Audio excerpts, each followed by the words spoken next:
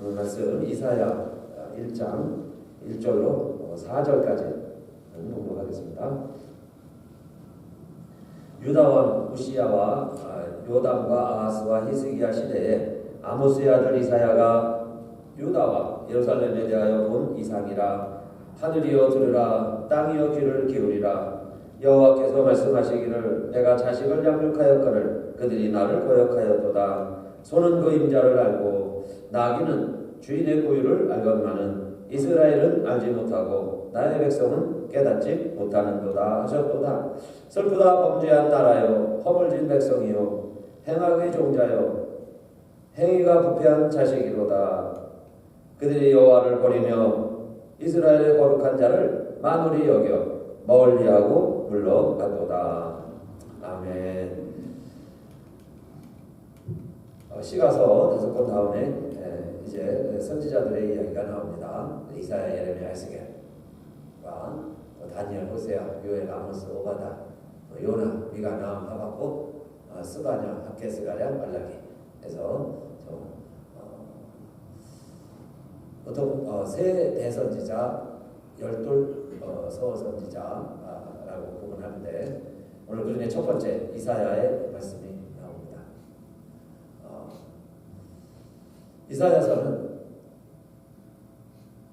네 왕에 걸쳐 하나님 말씀을 선포했는데 그때가 바로 아수르라는 나라 제국이 등장을 해서 북왕국을 멸망시키고 바벨론이 남왕국을 위협하는 시기에, 어려운 시기죠. 그때 하나님 말씀을 선포했습니다.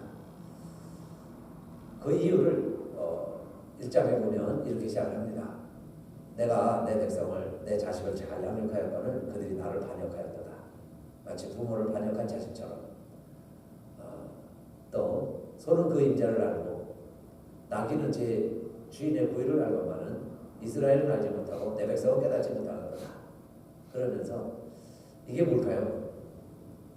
소는 그 임자를 안다. 소는 제 주인을 알아요. 나귀는 제 주인의 부위를 안다. 이게 뭘까요? 짐승은 자기의 주인이 누군지를 아는데 이스라엘은 알지 못하고 내 백성은 깨닫지 못합니다. 그래서 결국 북왕국이 하나님의 심판에 의해서 하나님의 진노로 나라가 멸망하는 그 비극적인 역사를 목격하면서 하나님 말씀을 선포하는 겁니다. 그래서 1장부터 39장까지는 하나님의 심판이 기록되어 있죠. 그래서 하나님을 알지 못하는 우리들의 모습을 마치 그렇게 조성들여 키운 자식이 부모를 모르고 배역하고 버리고 떠나가는 것처럼, 짐승은 그렇게 먹이고 키워주면 그 주인은 그래도 짐승은 알아보는데 소나 나귀보다 못하는 내 백성이 되었구나.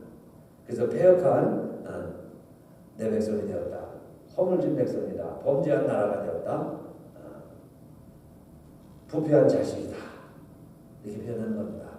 이사야 통해서 하나님을 버린 이스라엘의 모습을 이렇게 말씀하고 있죠. 자, 그러면 우리가 하나님을 알아야 되는데, 하나님께 돌아가야 되는데, 예레미야 읽으면 이런 말씀도 나오죠. 공중의 학은 정한 시기를 알고 제비와 방구와 두루미는 올 때를 지키거나, 철새들도요 왔다 갔다. 우리 지역에도 철새들이 있다가요,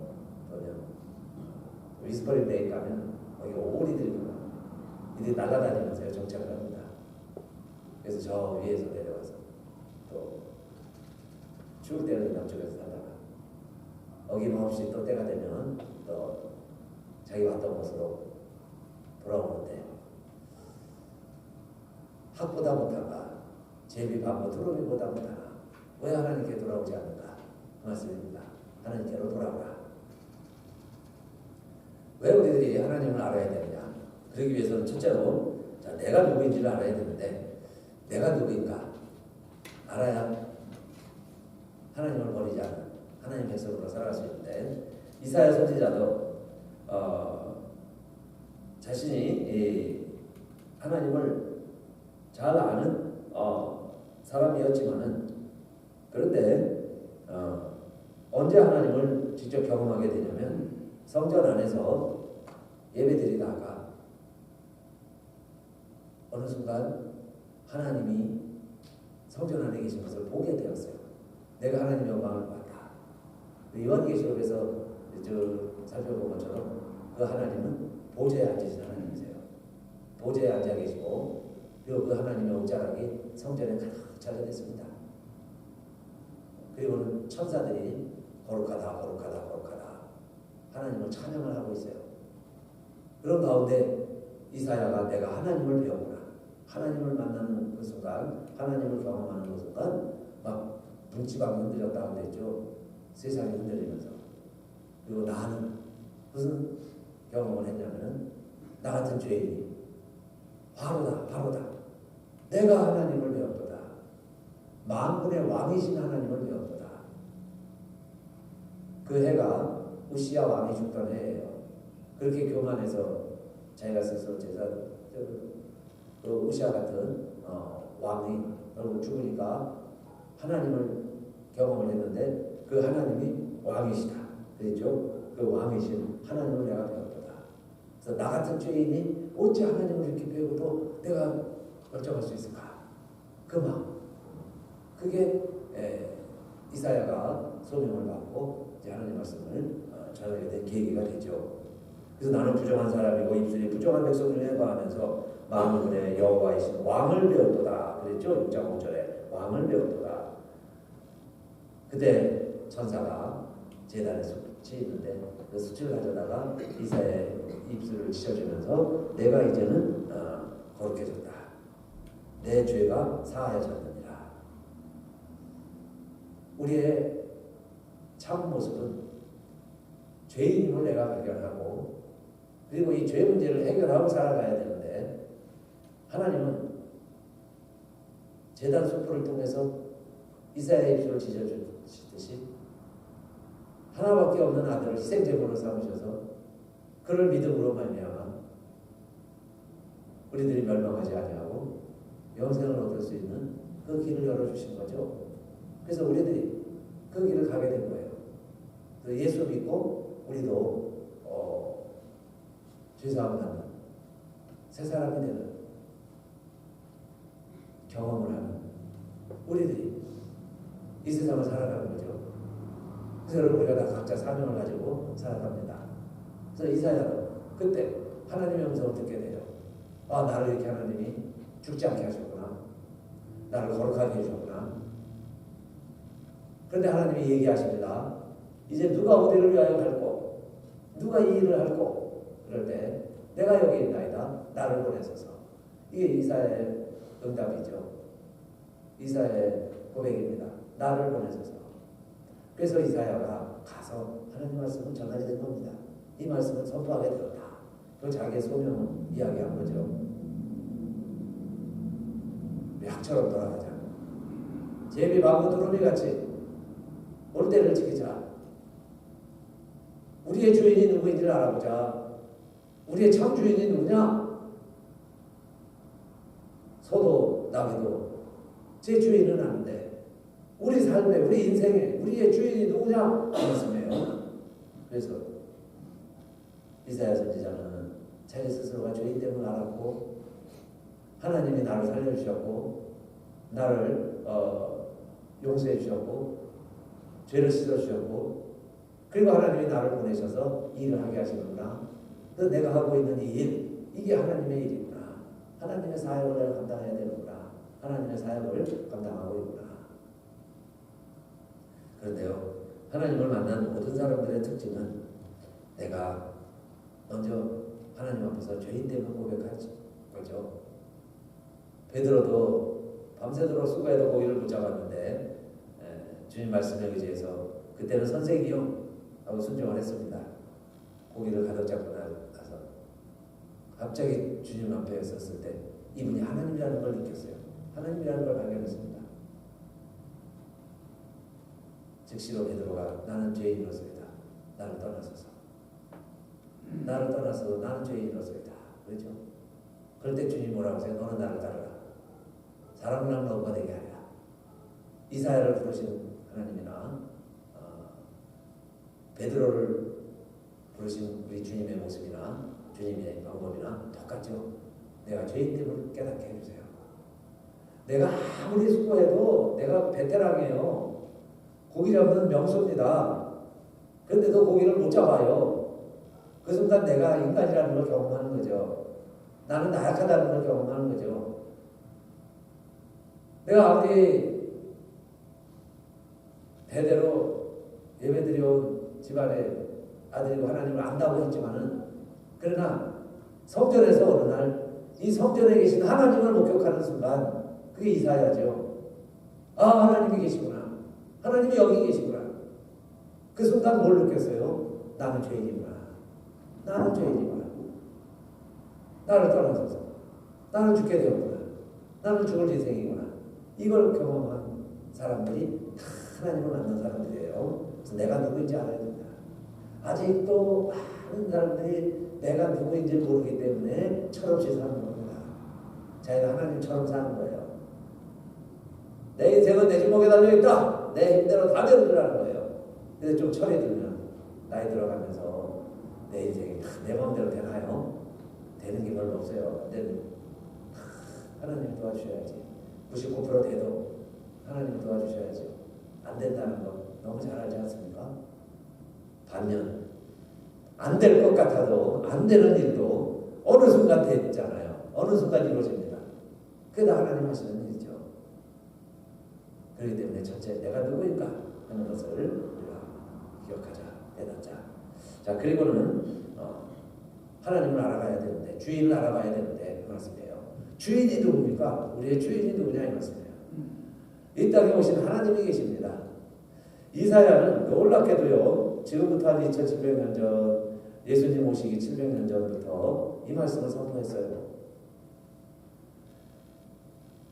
주님이 우리에게 이 모든 징조를 보여주실 것이다. 보라, 처녀가 잉태하여 아들을 낳을 것이요 그 이름을 임마누엘이라 하리라. 지금 나라가 위태롭고 어렵고, 나라들이, 그러니까 민족들이 하나님을 저버리고 다 뿔뿔이 떠지고 절망 가운데 있을 때에 하나님이 오신다. 하나님 우리를 통치하신다. 근데 그 하나님은 아기로 오신다. 그런데 그 아기는 처녀가 잉태할 것이다. 그러니까 이사야 메시지죠. 그러면 그분이 오시면 어떻게 될까요? 그래서 이사야 9장에 보니까 이방에, 특별히 수불론 땅, 납달리 땅, 이게 갈릴리 지역입니다. 갈릴리를 영원하게 하셨느니라. 9장 1절에 보니까요, 갈릴리 지역에 먼저 오신다. 흑암에 거하던 백성이 큰 빛을 보게 될 것이다. 그늘진 땅에 거하는 자에게 빛이 비치었도다. 그 나라를 이 아이가 오면 강성케 할 것이다. 그런데 9장 6절에 이는 한 아기가 우리에게 낳고 한 아들을 우리에게 주신 바 되었는데 그 아기에게 그 어깨에는 정사를 메었고 그 이름은 기묘자라 모사라 전능하신 하나님이라 영원하시는 아버지라 평강의 왕이라 할 것임이라 그랬어요. 평강의 왕으로 오셔서 온 세상을 의로 통치할 것이다. 평강이 더할 것이다. 그랬죠? 이 모든 일들은 하나님의 열심, 여호와의 열심히 이루어질 것이다. 이게 무슨 이야기냐 이 말이에요. 아기로 오셔서 만왕의 왕이 되셔서 온 세상을 평강으로 통치하게 될 것이다. 그런데 이사야는 계속해서 이야기를 합니다. 이걸 전하라고 하나님이 나를 성전에서 만나게 해주셨고 내 입술을 지져주시고 이제는 내 말을 내 입에 둔다. 내가 말씀을 전하라. 그래서 하나님의 말씀이라고 담대하게 선포하는 겁니다. 그 메시아가 어떻게 오느냐 점점점 구체적으로 이야기하죠. 이사야 11장 1절에 보니까 이새의 줄기에서 한 싹이 나며 그 뿌리에서 한 가지가 나서 결실할 것이요 그랬어요. 11장 10절에도 그날에 이새의 뿌리에서 한 싹이 나서 만민의 기호로 설 것이요 그랬습니다. 열방의 기호로 설 것이다. 이새의 뿌리, 이새의 후손으로 온다. 그 메시아는 좀 이제 28장에 가보면 내가 16절 한 돌을 시온에 두어 기초를 삼았느니 곧 시험한 돌이요 귀하고 견고한 기초돌이라 그것을 믿는 자는 급절하게 되지 아니하리로다. 코너스톤으로 오신다. 코너스톤 머릿돌로 오신다. 그것에 부딪힌 자는 멸절한다. 그러나 그걸 의지하는 자는 반석이다. 구원의 반석이다. 코너스톤 머릿돌로 오신다. 우리 주님이 교회의 머릿돌이 되셨죠. 교회의 머릿돌이다. 바울이 그걸 깨닫고요 주님을 코너스톤으로 소개합니다. 우리 교회의 모든 세대에 온 인류의 구원의 반석이 되는 교회의 머릿돌로 우리 예수님이 오셨어요. 그런데 이사야가 벌써 28장에 보니까 벌써 알고 선포를 합니다. 내가 한도를 시온에 세웠다. 이새의 뿌리에서 난 자가 우리의 반석이다. 구원이 될 것이다. 그러면 이분이 누구냐? 예수 그리스도시다 라는 거죠. 예수 그리스도시다. 그런데 이사야 시대에는 이걸 잘 몰랐어요. 왜 몰랐을까요? 29장 11절에 보니까 그러므로 모든 묵시가 너희에게는 마치 봉안책의 말이라. 그것을 유식한 자에게 주며 이르기를 그대에게 청하노니 이를 읽으라 하면 대답하기를 봉하였으니 못하겠노라 할 것이요. 지금까지 이사야가 전한 말씀은 다 봉을 해놨다. 묶어놨다는 얘기예요. 그래서 이걸 풀 수가 없어요. 그러니까 유식한 자에게 주면서도 너 이거 읽어봐라. 너 공부 많이 했으니까 이거 좀 읽어봐. 그래도요 이게 뭔 얘기인지 모르겠다는 거예요. 아니 무슨 처녀가 얘기를 나. 그 처녀가 무슨 너 빛이 되니? 그리고 어떻게 이새의 뿌리에서 나서 그 사람 하나님이니? 막 이게 이해가 안 된다는 거예요. 어떻게 평강의 왕이 이사야가 분다가 이제 고난의 종으로 묘사합니다. 그렇게 또 고난받는 자가 무슨 세상의 지도자가 될 거니?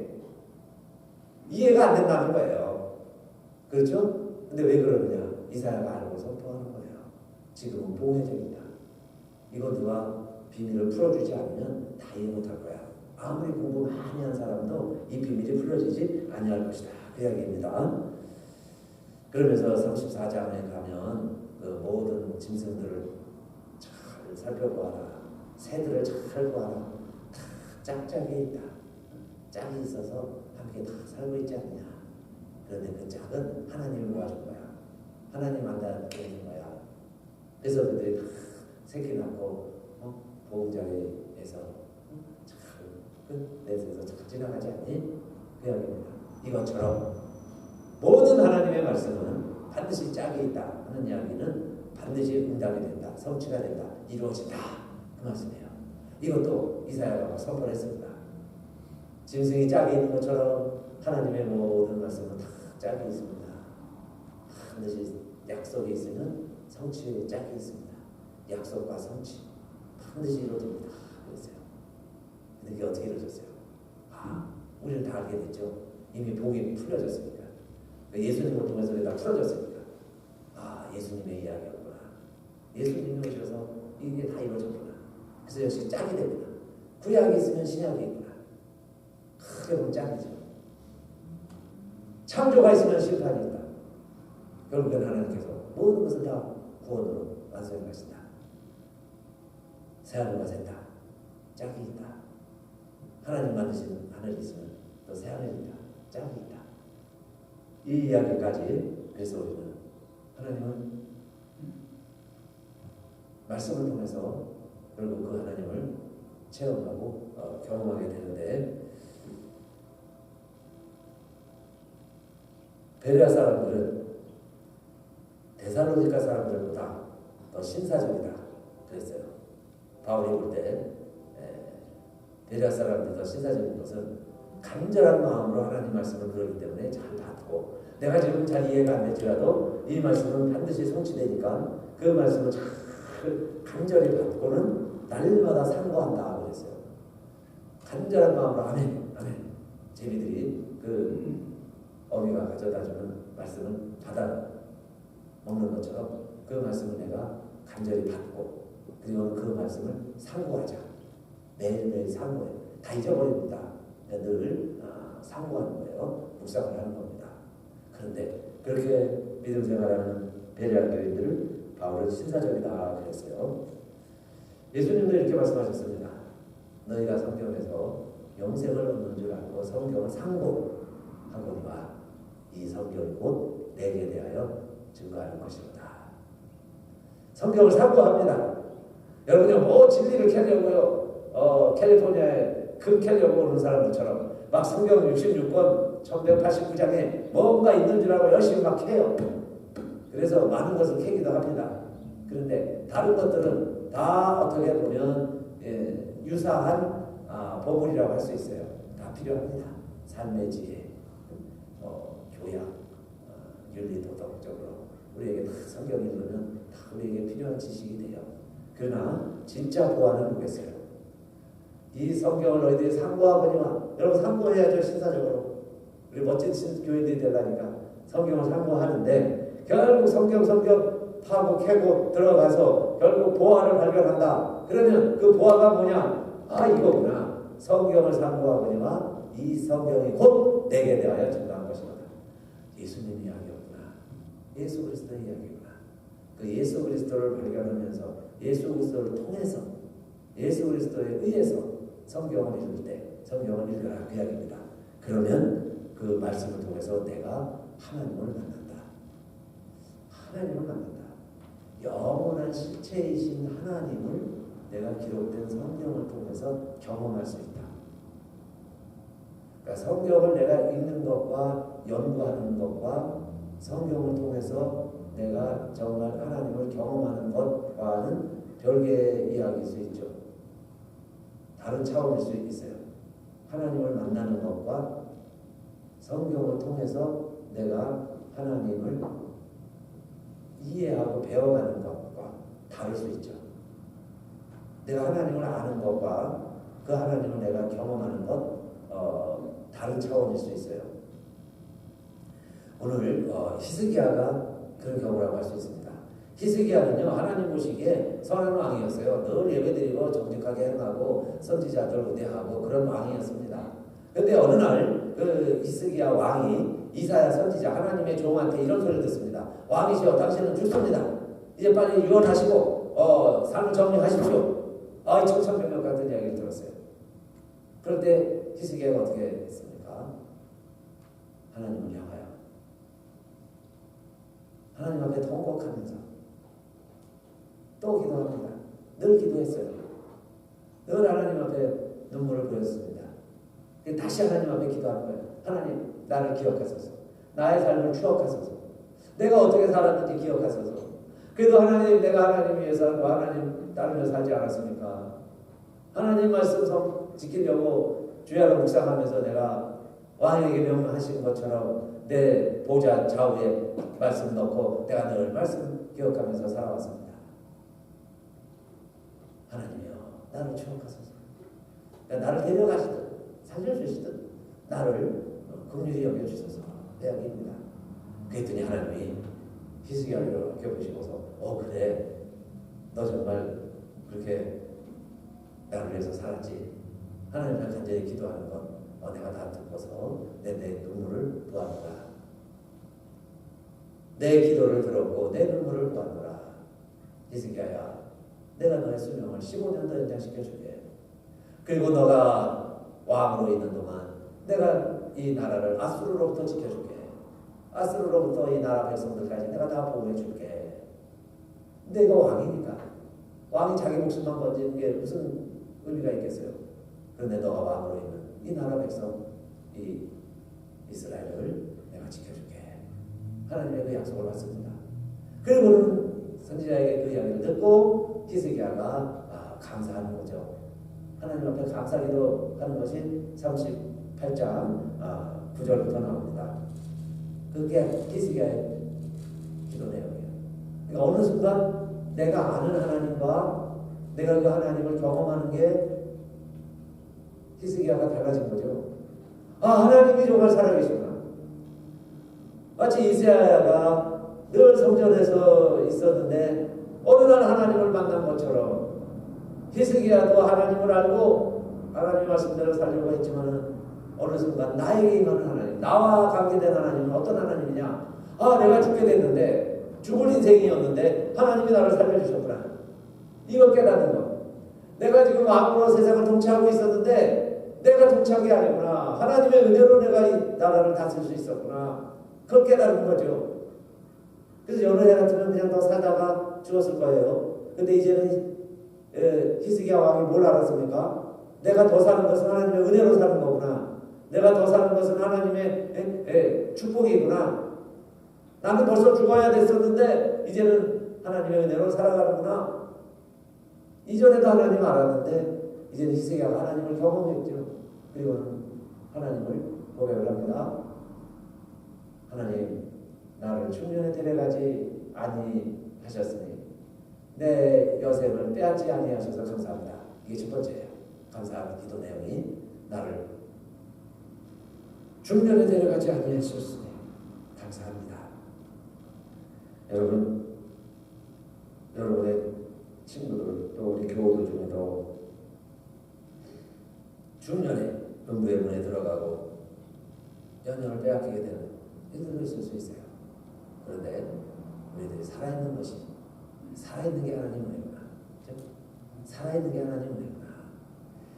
이게 정말 하나님 경험한 사람들이죠. 내가 살아있으니 하나님 감사합니다. 내가 건강관리도 하고 조심도 하고 좋은 것도 드시고 나쁜 거 안 먹고 건강관리도 하셔야 되지만은 그러나 내가 살아있는 게 지금 이렇게 살아있다는 거 하나님 은혜구나. 그게 하나님 만난 사람 첫 번째 고백이죠. 그리고는 그는 정말 죽을 각오를 했습니다. 죽을 때까지 간 거예요. 죽는구나 이 순간까지 온 겁니다. 선지자가 믿음이 있는 왕이 하나님의 종이 얘기를 했는데 그게 안 믿어지겠어요? 너는 죽는다. 왕에게 그렇게 얘기를 했으니까 내가 정말 죽는다는 거죠. 사형 선고 받은 거죠. 그 정도까지 가봐야 살아있는 게 은혜라는 걸 아는 거죠. 내가 살아있구나 하는 게 축복이라는 걸 아는 거죠. 그래서 이 히스기야는 두 번째로 깨닫기를 자기가 이렇게 살고 나서 보니까 하나님이 나에게 이런 환난을 주신 것은 고통을 더하신 것은 평안을 더하게 하시려고 하셨구나. 이렇게 고백했습니다. 17절 38장 17절에 보옵소서 내게 큰 고통을 더하신 것은 내게 평안을 주려 하십니다. 그랬어요. 내게 평안을 주려 하셨구나. 하나님이 원하시는 평안. 그리고 내가 죄인이라는 걸 알았잖아요. 내가 죄인 때문에 고백했잖아요. 그런데 내가 살았다는 건 뭐예요? 내 죄를 제단수풀로 찢어주신 것처럼 히스기야도 어떻게 고백을 합니까? 38장 19절에 보니까 오직 산자 곧 산자는 오늘날 내가 하는 것과 같이 주께 감사하며 주의 신실을 아비가 그 자녀에게 알게 하리이다. 어떤 신실하신 하나님이세요? 내게 고통을 주신 것은 평안을 주신 것이고 나의 모든 죄는 주의 등 뒤에 던지셨나이다. 17절에 나의 모든 죄를 등 뒤에 던지셨구나. 다른 고백이죠. 같은 내용을 사죄의 은총을 이사야는 제단수풀로 내 입술을 지어줬다면 히스기야는 이렇게 고백한 거예요. 하나님이 내 모든 죄를 하나님이 등 뒤에 주님이 내 등 뒤에 우리 자신의 등 뒤에 주님이 다 버려 던지셨도다. 그러니까 다 문제가 해결됐다. 특히 죄 문제가 해결됐다는 것을 다 느꼈어요. 다 경험을 했습니다. 이들이 다 하나님 만난 사람들의 고백이에요. 하나님 만난 사람은 하나님 내 죄는 등 뒤에 다 던지셨구나. 내가 그래서 이제 살아가는 거야. 15년 하나님 더 살게 해주셨구나. 이 감사 고백 찬양을 하고 있습니다. 제가 책을 읽다가 한 구절에서 많은 감동을 얻게 됐는데 사람이 보통 익숙한 것에 매몰돼서 살아갑니다. 익숙한 것만 하려고 그러지 낯선 것은 싫어합니다. 거부하는 게 있어요. 낯선 것은 싫어합니다. 물론 이제 낯선 것을 더 추구하는 사람도 있어요. 낯선 것도 바랄 때도 있고. 그런데 하나님은 때로는 우리들에게 그런 특별한 경험이죠. 특별한 경험을 통해서 우리를 빚어가신다. 우리가 늘 일상에만 하던 것에만 안주해 있으면 마치 하나님을 그냥 박제에 만들어가지고요. 분재하듯이 그냥 내가 원하는 내 생각, 내 사고에만 하나님을 탁 가둬놓고 그저 내가 원할 때만 하나님 보고 원할 때만 하나님 꺼내 쓰고 하나님을 그렇게 만드는 실수를 범할 수 있다는 거죠. 내가 그런 특별한 일에 내가 내 자신을 노출시키지 않으면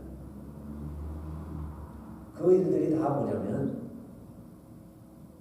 고기 잘 잡는 어부가 어느 날 낭패를 한 마리도 못 잡는 경험, 성전에서 문지방이 흔들리고 내가 막 그 하나님을 만난 것 같은 그 두려움, 무서움, 평소에 느끼지 못하던 이런 경이로움,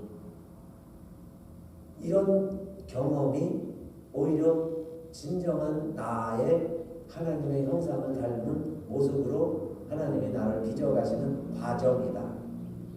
근데 그걸 거부하고 부정하면 내가 하나님의 형상으로 화하는데 안 되잖아요. 그러니까 우리 교우들이 어느 때는 영적인 성장, 성숙, 이게 어느 순간 왜 스탑이 되느냐? 더 이상 변화가 없으니까. 더 이상 발전을 얻지 않으니까. 그냥 이대로만 원하니까. 하나님도 우리를 빚으시려고 그러는데 발전이 안 되는 거예요. 그래서 우리가 하나님을 만나는 경험들, 이게 중요하다. 하나님 만나야 된다. 하나님을 만나는 경험이 필요한 거죠. 그걸 위해서는 엑스트로디너리라고 그러죠. 좀 평소에 안 하는 거, 특이한 거, 그런 삶, 환경, 경험이 내가 하나님을 오히려 직접 경험할 수 있는 기회다. 그런데 물론 여러분 경험으로만 하나님 만나려고 그러면 안 돼요. 그러니까 우리가 성경을 통해서 하나님을 만나는데 아까 그랬죠. 그러나 성경 지식만 쌓아가지고는 하나님에 대한 경험이 전혀 없을 수 있어요. 그럼 너무 몸이 건조하죠. 인생이. 그래서 우리 CNMA의 AW 토조 목사님이 잘 정리를 했습니다. 하나님을 만나는 방법은 하나님은 우리가 세 가지로 경험할 수 있다. 하나는 이성. 지식이 있어야 돼요. 지성이 있어야 돼요. 아무렇게나 하나님 만났다. 그러면 그게 엉터리일 수 있어요. 성경을 아는 지식이 있어야 되고 그게 이성을 통해서 그 다음에 믿음이 있어야 됩니다. 믿음이 없으면요 성경 박사가 하나님 다 아는 거 아니에요. 그러니까 믿음이 있을 때 예수 그리스도가 하나님이시구나. 우리가 그 성경 지식을 가지고 그걸 내가 믿는 거예요. 예수가 그리스도라고 믿는 거예요. 믿음이죠. 믿음이 있어야 되고 그 다음에 세 번째는 경험이 필요합니다. 경험도 있어야 된다는 거예요. 그게 신비주의적인 요소인데 기독교적인 복음적인 신비주의다. 이렇게 평가하고 싶어요. 그게 우리에게 있어야 됩니다. 신비주의자가 되라는 게 아니라 기독교는 신비주의예요. 왜냐? 하나님이 내 안에 하나님이 계시다는 게 어떻게 여러분 가능합니까? 정말 우리 안에 하나님 계세요? 그런데 말씀을 내가 믿고 말씀을 받아들이고 내가 말씀 안에 거하면 어느 날 그게 깨달아지면서 인식이 되어지면서 그게 하나님이 나와 함께 하시다. 하나님이 여기 계시구나. 하나님 지금 살아계셔서 나와 함께 하시다. 하나님이 나를 이끌고 계시다. 하는 게 믿어지는 거죠. 그래서 어느 순간에 하나님 감사합니다. 그게 우리 웨스트 신앙 고백의 첫 번째 내용 아닙니까? 하나님께 영광을 돌리고 하나님을 고백하는데 그 다음에 하나님을 즐거워하게 되는 거예요. 하나님을 즐거워하자. 하나님 나와 함께 하는 거예요. 나와 하나님을 동행하시는구나. 그걸 빈들에 가도 하나님 나와 함께 하시는구나. 그래서 내가 산지천 저 높은 곳에 올라가도 결국 하나님 나와 함께 하십니다. 내가 저 골짜기에 내려가도 하나님 나와 함께 하십니다. 악을 못 잡힌더라도 주님과 동행하니까 어디를 다녀도 어디를 가도 나는 하나님과 더불어 있으니 하나님을 즐거워하는 자예요. 감사하는 자가 됩니다. 그래서 내가 살아있구나. 나 같은 죄인이 하나님과 동행하는구나.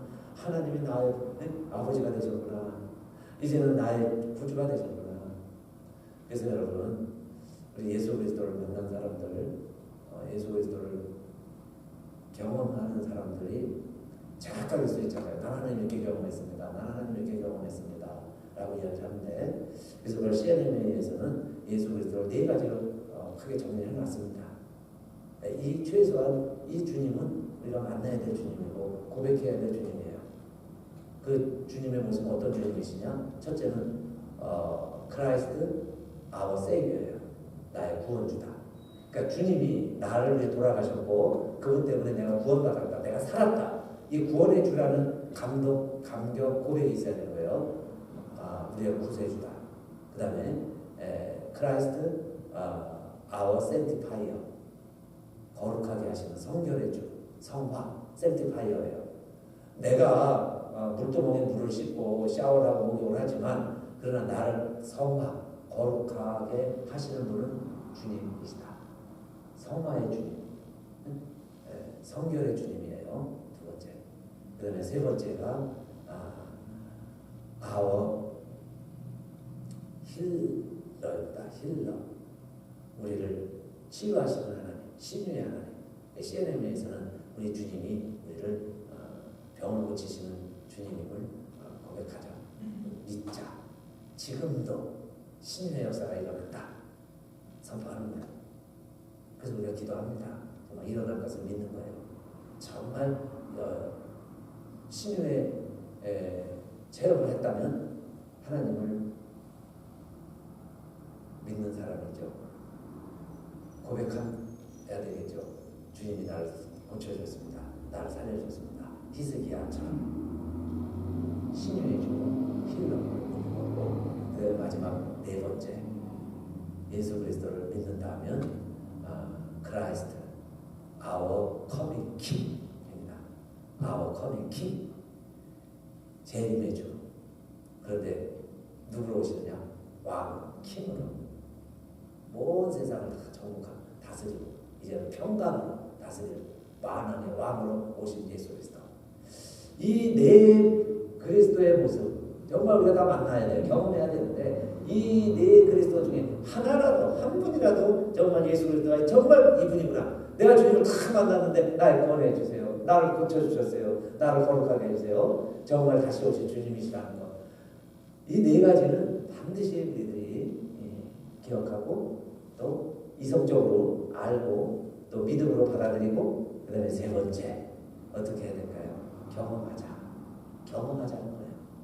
그게 하나님 만나는 방법입니다. 그랬다면 그분 하나님 만난 사람이에요.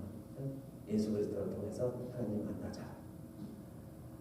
그런데 이사야를 보면 성전에서 예배는 드려도 아직 하나님 알기는 아는 것 같은데 하나님 경험하지 못하는 경우도 있을 수 있다는 이야기죠. 히스기야 왕을 보면 말씀을 가지고 이스라엘을 통치한다고는 했는데 정말 아직 하나님을 만나지 못하고 왕노릇할 수도 있는 거죠. 내가 죽을 뻔했다가 살아났을 때 신유의 주, 나를 깨끗게 해주시는 성결의 주, 나를 살려주신 구원의 주, 다 경험하는 거죠. 그 사람들 우리 정말 하나님 만나시고요. 또 우리는 알뿐만 아니라 하나님을 경험도 하는, 하나님과 동행하는, 하나님을 즐기는 성도님들 되시기를 축원합니다. 일어나서 찬송합시다.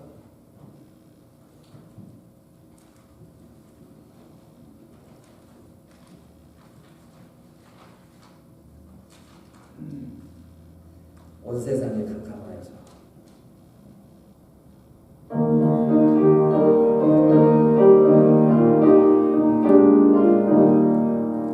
온 세상이 캄캄하여서 참 빛이 없었더니